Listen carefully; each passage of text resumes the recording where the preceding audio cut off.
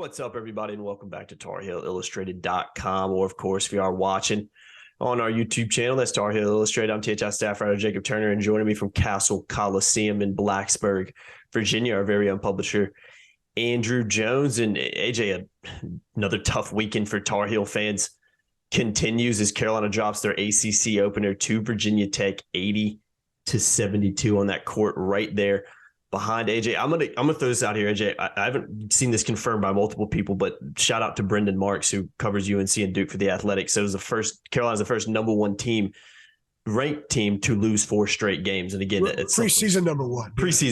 Number one ranked team to lose. And they will also be the fastest the number one team to ever fallen out of the poll.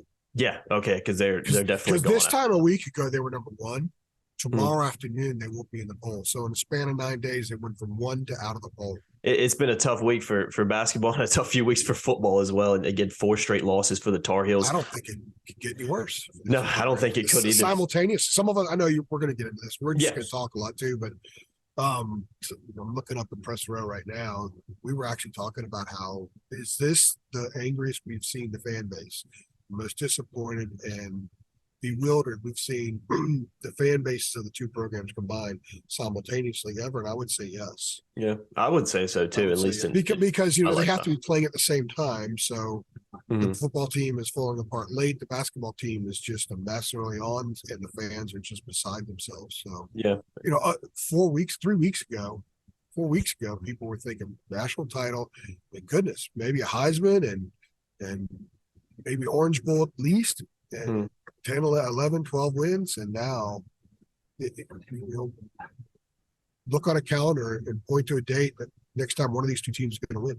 Yeah, you're not lying about that, man. It's been bad for both programs. We're gonna do kind of like 5 things in this one. There's a lot of stuff to talk about. Carolina's also got a week off in between their next game. Well, Saturday, less than a week off next Saturday against Georgia Tech at home in Chapel Hill. So we're going to talk about a whole bunch of things and probably go 5 deep on this. But we'll start with the poor perimeter shooting and assist numbers. Those kind of including. I'm sorry. No, you're good. You're good. Well, I'll be the one time. I promise I will try not to interrupt again. Doesn't mean I will. You're good. And one of the things we're going to talk about is Armando too. A couple of us talked to Armando in the locker room about his injury, so I have some information on that. We also have the interview with Armando posted on our channel and on our site, TarHeelIllustrated.com. So yeah, go check that out. I'll give my thoughts about that as well later on in this video. I just want to give a little advance notice to that. Yeah, stay tuned for that. We're going to talk about that. By the way, all of our premium content's free right now. They're losing so much of most sports. I decided, you know what, let's just make it all free for was that give it away 5 days. Yeah, just let people see what we do and go from there. So I'm like all over the place right now. So go ahead, take over again. Yeah. No, we'll start with poor perimeter shooting and the assist numbers kind of continuing for the Tar Heels. Those are things that they've struggled with, especially throughout this losing streak, but really all of the season. If you just go back and look at the numbers, 17.6% from 3 today, just 3 for 17 for the Tar Heels. And as well as that, just 6 assists compared to Virginia Tech 16. So again, these are numbers we've seen really, like I said, for most of the season, especially in Carolina's games and 4-game losing streak here. It's just stagnant on offense. It doesn't look fluid. It doesn't look like guys know where they're supposed to be. And it doesn't look in a lot of ways that everybody's in sync and on the same page. And it's a little bit of a surprise when you look at just how much guys have returned for the Tar Heels. Obviously, Bacot missing today, DeMarco Dunn missing, that affected the rotation a little bit. But again, it's just kind of like we've talked about with the football team. It's kind of like the same issues continuing to rise and not be fixed for this team, because those numbers, AJ, are just – they're not good enough. When you dive into ACC play and you play any type of good opponent, if you put up those kind of numbers, you're just asking for a bad day at the office, just like the Tar Heels had again today. We're going offense numbers right now, right? This part? Okay. Yeah. You're going to have to leave me because I'm on fumes this past week. We're both running on about 4 hours of sleep. Personally, it's been the worst week of my life. Yeah. Professionally, it's been a significant challenge. I'm on fumes right now. It's a total grind. Okay. This week they scored 44 field goals in Indiana and here today, and they have 11 assists. They had an assist on their first 2 baskets today. The second being at the 18:06 mark. The next assist, I've never seen this before.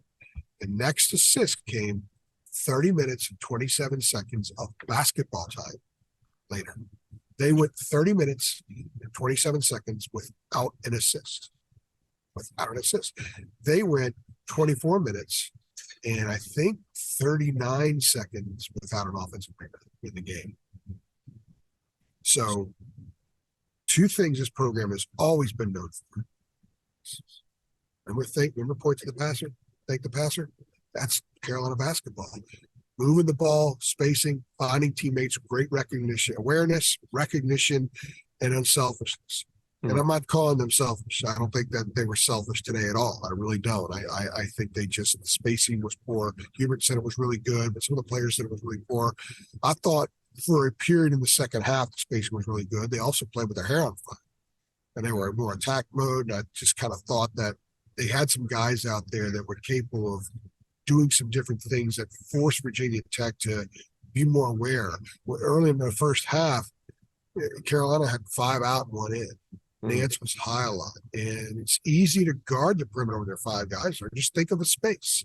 The more people you put into a space, the less maneuverability you have within that space. And the perimeter is a separate space than inside the perimeter and then in the lane. And if guys would drag, even if guys would drag a little bit, it's still eliminated driving space. So what happens here is they've got all those guys out there. Nobody's hitting 3-pointers. Virginia Tech's laying off a little bit, and the drives are cut out. Last year, when RJ and Caleb struggled with their drives, it was usually at the rim. Now, they're getting affected as soon as they get to the lane because people are sacking. People are playing off the shooters because nobody's shooting the ball right now. So everything is out of whack. The screening, the cutting, using screens, recognition. And I think one of the things that we're still trying to learn about what Hubert wants to do and seeing what's different from what Roy did. Roy's teams ran a lot of freelance motion. And in freelance motion, if anybody's ever played basketball, and motion offense is the hardest offense to learn. It's why not many people use it, but they had a freelance motion. And what I liked about that was the motion principles are ingrained in who you are. And with that, whatever the circumstances arises in a half-court possession, you always rely on those motion offense instincts.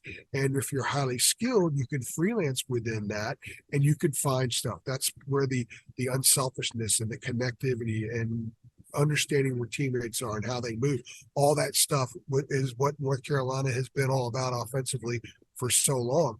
I don't know if this team does that much. Hubert calls a lot of sets.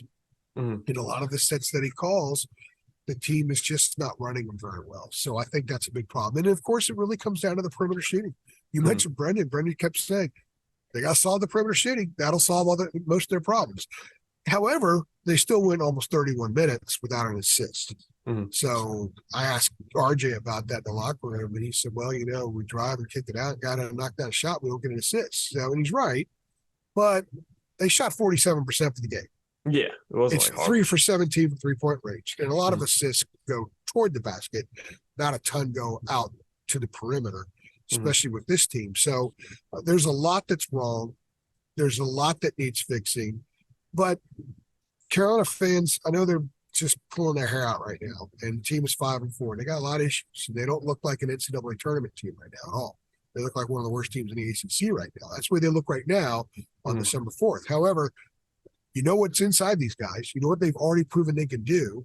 And I think the rattling of the cage and now an extended period off before they play Georgia Tech, long-term might be good for this group. I think today, and we're going to talk a little bit about this later, but look at what Trimble and Nickel did for the offense.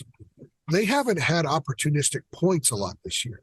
It's been RJ needs his shots. We got to get him shots. We got to get Caleb shots, got to dump it in Armando. And that's kind of the way it's been. I thought today it was more free-flowing when Hubert said, okay, Huff banished you to the bench because he came out at 1909 in the second half. He took Leakey out. He was out for an extended period of time because he had Trimble and Nickel on the floor. And they just had a lot more vitality. And the offense had a lot better flow.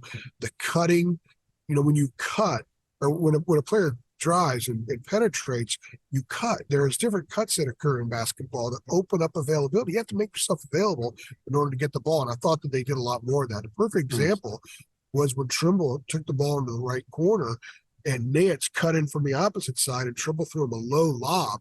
Nance caught it and went in and scored right away. I thought that was a moment where, okay, there is some connectivity out there.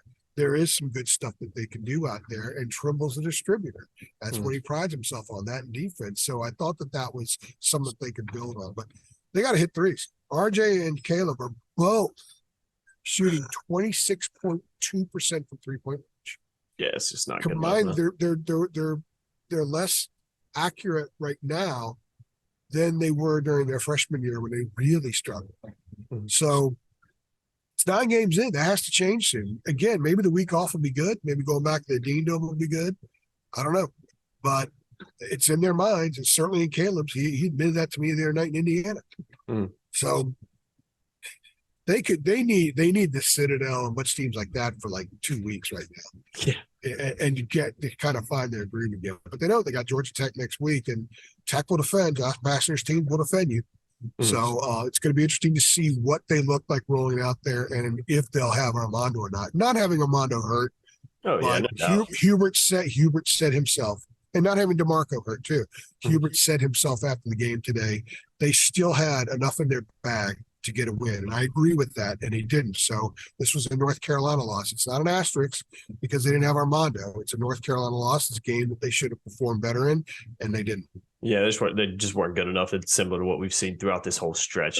It doesn't look very connected out there in a lot of different aspects. We'll talk about points in the paint, rebounding for kind of our second thing here. Out rebounded 39-25 on the day, 42-32 advantage for Virginia Tech in the paint as well. It's a team that just down low struggles continue. You've talked about it. That's what Carolina basketball has kind of always prided itself on, is dominating the glass and dominating the paint. And I know Armando Bacot was missing. That's obviously going to play a factor, but still they just weren't good enough down there, in a lot of ways. And that needs to improve. I know Justin Mutz for Virginia Tech absolutely was dominant down there. He was fantastic for Virginia Tech. So this is another theme we've seen in this 4-game losing streak and really throughout the season as a whole. Carolina just not grabbing boards, especially offensive rebounds like they're so used to doing, and they're not dominating teams in the paint like we've seen for so many years, especially, even last year during their run as well. So something else that needs to improve. And again, like you said, maybe a week off is exactly what this team needs, but these are two things right here that if they don't improve,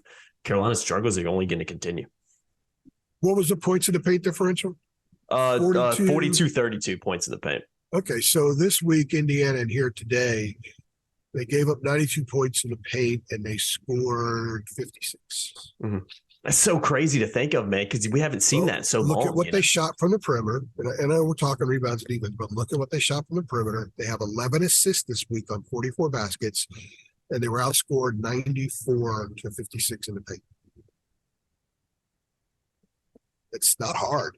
Tells you all you need to know right there. And there are other issues, but I think that's the core of the issues right there. Oh, and the rebounding. Yeah. They were blasted on the glass. By 14, they're out rebounding offensively again. So for the season, I checked, we were all talking about the numbers and stuff, but they only have 14 more rebounds, total rebounds, than opponents on the season. It's insane. And they're minus 13 on the offensive glass. So disregard what you saw last year from this team, especially when they played well at the end. None of that stuff has any carryover, obviously, or we would have seen it by now, and it doesn't. This is a new team that has a lot of new problems that they didn't have previously, and I think the sooner the players wrap their minds around that, wrap their arms around that, I think it'll be easier to move forward. Perhaps now is it. They're not number one. They're going to be out of the rankings, or excuse me, I say not number one. They're not going to be ranked. Yeah, not going to be right. They've lost 4 in a row. They've got 5 and 4. They're now 0-1 in the ACC. In the ACC standings, they're lumped down there with Florida State, who's 1-8, and Louisville, who's 0-8. And then there's North Carolina. They have the same record as Boston College. So I would imagine that they're NET right now, although NETs have no value this time of year, but it would be really bad. Yeah, it's not great. They don't really have any okay wins, but they put themselves in a position where they're going to have to they have to beat Michigan, they have to beat Ohio State, they're going to have to knock off UVA and Duke and that kind of thing. And I think they'll be able to do that if they learn and improve, but they've got to get better on the glass. They've got to defend the paint better. I did a thing the other day about defending the paint. I think that they're averaging 0.2 points a game more than their opponents in the paint. That was coming into this game. After today, that's going to be probably they'll be negative 0.2 points per game. And North Carolina historically probably has about a 15-point advantage in the paint. Mm-hmm. And that's not where they are. They're assisting on 39% of their baskets this year. I guess we have them back in my area right now. They're assisting on about 15% of their baskets right now. Excuse me, I'm getting distracted over here. It's 39.3% of the baskets they're assisting on. Last year, they assisted on 54%. Mm-hmm. So, again, I know we're doing segments and stuff like that, Jake. But there's just like last night with football, there's just so many directions to go. What's wrong? But the core of it is they're not shooting well. They're not rebounding like they should. They're not getting assists, so there's no connectivity out there, and they're allowing way too many points in the paint. Those are cardinal sins of basketball. Yeah. And right now, they're not good in those areas. So they have to improve those areas. Getting Armando, you would think, would improve it, but they weren't. It's not like Armando's played up to his ability this year. I know the ankle's been a problem, and now the shoulder. They may not have him for a while, so they need to get right with or without Armando. They have enough talent without Armando to win a ton of games, and certainly win it here and beat the teams they have coming up. They should beat Georgia Tech. They should beat the Citadel. They should be competitive and perhaps beat Ohio State. I think they should beat Michigan and Charlotte. Michigan's kind of wobbling around a little bit, so there's no excuses. Mm-hmm. I mean, what if Armando would have gone pro? They wouldn't have him anyway, and without an NIL, he probably would have. So they got a lot of work to do, man. Mm-hmm. So, and defensively, communication was non-existent in the first half. Part of the problem with the points in the paint is they don't rotate well defensively. There's no help side. It's just a big mess. Yeah, it's just not good. Any way you look at it, it's just it really isn't good. The stats. And I apologize for getting distracted too. He just kind of looked at me as, "Oh, my bad." So it happens, man. There's always some kind of noise going on behind us in these videos anyway. It's just on brand for us. So, AJ, we'll talk about Armando's injury real quick as well. We do have a video on our YouTube channel. AJ mentioned you can go check it out. Pretty short interview with him, but he said it was ultimately a game time decision. Didn't practice this week, and ultimately, I think to quote him, just wasn't comfortable playing today. So was dressed out. I believe he did have his uniform on, but ultimately decided in the long run it wasn't going to be. So what are your thoughts on it, AJ? I'd like to know if he actually had his jersey on. We asked him that. I think Adam Smith or somebody asked him that. Yeah. Well, we were talking about that upstairs on the press row. It's banged up. It was hurting him the other night. He was open about it. He said it's in pain right now. It's his right shoulder. And if you watched him in warm-ups, I saw him right behind me. He was just standing there for a while. Now, I got here later than I usually do because I was coming from Charlotte and all that stuff. He was doing stuff left-handed. He wasn't doing stuff right-handed. And he didn't have the hood on like he's done so far previously this season. So they didn't have him. They didn't have Dunn. They probably could have used a potential shooter. Dunn has hit a couple of threes this year, and at some point you'd think maybe that's the game that he gets going, especially when they need it so badly. And Hubert was certainly in the mind frame today to give guys on the bench a chance to give them a spark. Mm-hmm. So had DeMarco been available to play today, he probably would have gotten a lot of minutes, at least if he played well. If he didn't, then he would have gone deeper. All 10 scholarship guys that were available today played. So that's the first time they've done that while even Will Shaver played. So Armando, I don't know when he's going to come back. I mean, we were trying to figure it out. He wasn't giving y'all a lot. We were trying to connect his words. And I think right now, number one, they're not going to rush him back because he's not going to let him rush him back. Mm-hmm. Hubert said it's his decision. I would imagine with the trainer, but he said it's his decision. So my guess is, based on what he said today and how much pain he said he was in, probably won't play against Georgia Tech, and then probably won't play against the Citadel. So the next time he might play is Ohio State in Madison Square Garden in 13 days. And that's probably good. You know, it's not a bad thing to have a guy out every once in a while. Of course, they might not want that situation right now because they're trying to find themselves, but you'd rather not have Armando before Christmas than not have him after Christmas. Good point, yeah. And I think Armando is thinking about that, but I think he's thinking about personally in his future and some other things that are attainable for him, and there's nothing wrong with that. Mm-hmm. So I can't tell you when he's going to play again, but he's in pain. And you watch that video, and I think I know Armando pretty well and can read him pretty well, and he's in pain. He's not going to play until he's ready to go. So shoulder's a tricky one too. Yeah, the good thing is, it really is, because if it's pain right now, that doesn't mean it's going to stay pain for a long time. Yeah. If it's literally injured and he has to put his arm in a sling, then you're talking a substantial period of time that he would be out and unable to perform. So if it's just a pain thing, he can work through that eventually and be okay. But we'll have to wait and see. Yeah. At least it gives some other guys chances to play, like the next two that we're talking about. Yeah. I mean, somebody's going to have to step up in their absence. We'll talk about Seth Trimble and Tyler Nickel real quick as well. 20-plus minutes today.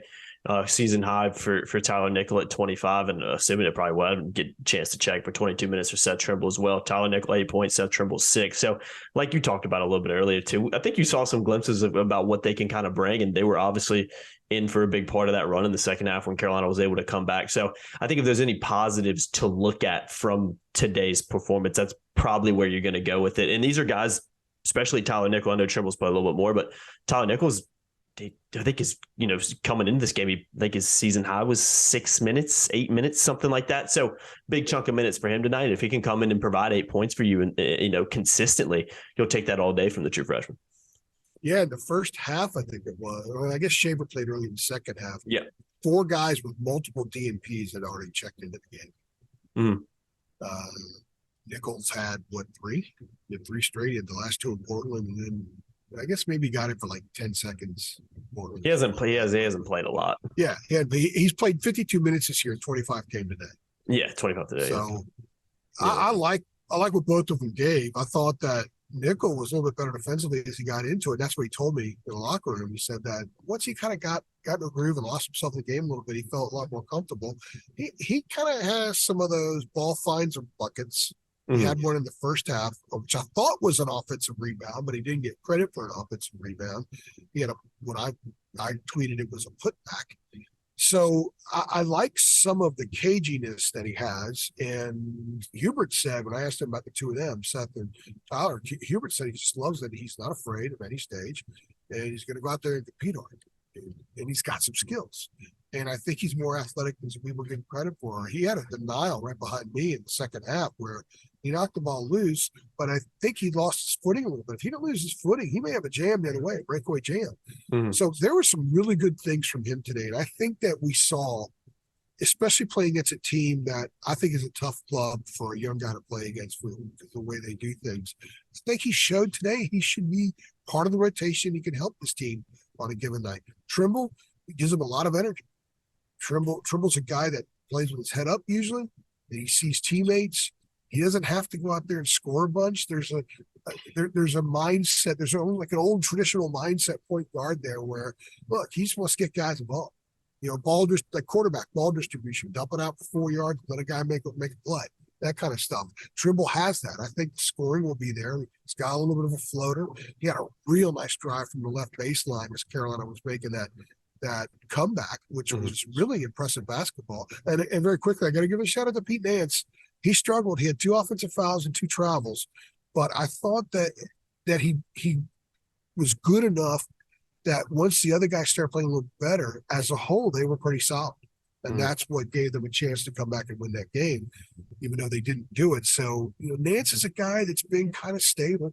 Some people have been critical because he doesn't maybe do things in as entertaining as fashion as people would want, but I'm an old school basketball guy as much as I like the glamour and glitz and dunking and screaming of today. And I think that there's a lot of good stuff that Nance brings to the floor, especially when there's a lot of dudes on the court that have DNPs next to their name this season. And he was dealing with that. So I like what Trimble and Nickel gave them. I think that they should. Trimble's in the rotation, but maybe play more. He had a 7-minute game and 9-minute game in Portland, I believe. So he should be on the floor more. And I think we saw Hubert use the bench today, not to insert guys, but to sit guys. So in order to insert a guy from the bench, you have to sit a guy on the bench. And I do think that there was some sitting. I think he was struggling. He struggled really for the last week. And Puff played 12 minutes, and he played the first 7 minutes of the game, Jacob. And he started, he played 12 minutes, and he came out played 51 seconds in the second half. So Hubert was irate about a defensive mishap on his end right here over on the baseline near me, and didn't play him again. So maybe this is Hubert adjusting as well. Yeah, channeling his inner Roy Williams and, putting guys on the bench. I don't care who I have to throw in them. You're coming to sit with me. And I think a lot of Carolina fans have probably been calling out for that at times with how this team's played, and even going back to last year as well. So I think a lot of people probably kind of like to see that. We kind of hit on it. We'll go ahead and hit on it just to wrap this one up. What it means. We've already kind of talked about it a little bit, but Georgia Tech coming up on Saturday. So Carolina about a little bit, 6 days off going into that game. I think that's crucial for this team. And I think it's going to be really interesting to see how they come out after that break, because like we've talked about, it doesn't get any easier. Georgia Tech, then you got Citadel on the following Tuesday, followed by Ohio State on that Saturday in the CBS Sports Classic, in Michigan and Charlotte just 4 days later. On December 21st. So, AJ, again, Georgia Tech, Citadel could be a chance, especially in Chapel Hill, for this team to get back on track following a week of practice, and we'll kind of see what happens. But as we've talked about here, it just hasn't been good enough for this 4-game stretch. And if we're being honest, AJ, it really hasn't been good enough for the whole season. I mean, it just hasn't. Yeah, they've only had a few good outs. Yeah, it's just not what we thought. And the first game we kind of brushed it aside and say it's an opener, don't worry about it. But very quickly, it was evident that something was missing. Yeah. It was missing across the board with this team. So the good thing right now, I guess, for them is after this really weird part of the schedule where they were gone for 9 days and come home for 2 days, start final exams, and then they're on the road in the ACC game. The league did them no favors by not just sending them on the road, but sending them into a hornet's nest today to kick things off in the league play. Now that if history holds from previous seasons when they were in the midst of exams, they won't practice probably tomorrow at all, and maybe just a light shoot around on Tuesday. So they get a chance to get their legs, they get a chance to get away from it. Sometimes you just need to get away from it, and they can reconvene Wednesday, probably have a good sweat, have just shooting and drills and that kind of thing, have a hard practice Thursday, and then kind of do game prep stuff on Friday and get a good sweat as well. And then have Georgia Tech. That would be a good week for them. Doing not a ton. Yeah, because I just kind of resetting. And we've used the reset word a lot in both programs, especially football here in the last couple of weeks. But I think for these guys, it's more just got to cut the cord. Not so much a reset. You just cut the cord and then just come back. It's like anything that we all do. I mean, I'm in my office working, so I just got to go out. Yeah, it's got to take a walk around. And take the dog for a walk and just kind of get away from it for 10, 15 minutes. These kids have to do the same thing too. So does coaching staff. Yeah. So what this means is they're 5-4. They have positioned themselves to have to win a lot of games and win a lot of games against a tough schedule. They have one non-Power 5 left. That's the Citadel. The rest of the games are tough. Don't think Pittsburgh on the 30th isn't tough. That's what we saw last year. Pittsburgh won at State there, and I think routed Northwestern on the road earlier this week. Yeah. They beat Carolina, Chapel Hill last year, got a lot of those guys back. So this is going to be interesting to see how this club comes out of it. I do have a lot of confidence in the fact that they will come out of it. How long will it take? How much damage is done before they do come out of it? Because remember, 3 weeks ago, this was an easy topic. Well, Greensboro is the first weekend side of the NCAA tournament. Right now, they look like they're positioning themselves to have to play into the tournament like a year ago. Greensboro don't even matter. So they got a lot of work to do, but they have the parts to do it. And at some point, you think that they're going to hit rock bottom and spring forward. Yeah. Perhaps that was today. We'll see. Only time will tell, AJ. We'll see. Yeah, this isn't rocket science.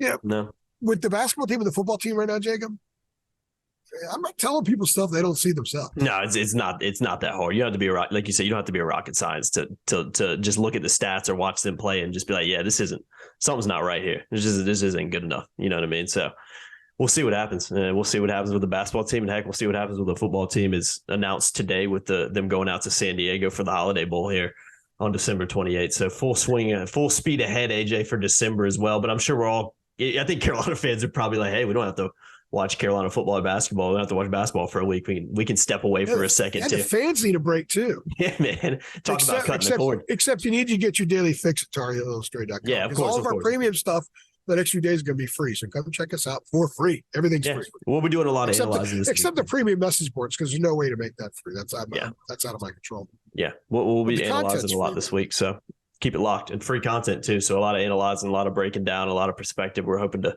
dish out of the next week in between the next game with Georgia Tech. I've been Jacob Turner. He's been Andrew Jones from Castle Coliseum in Blacksburg, Virginia. Carolina losing 72, in their ACC opener. So another tough weekend for North Carolina, and I'll leave it at that because I know Carolina fans probably don't want to hear that.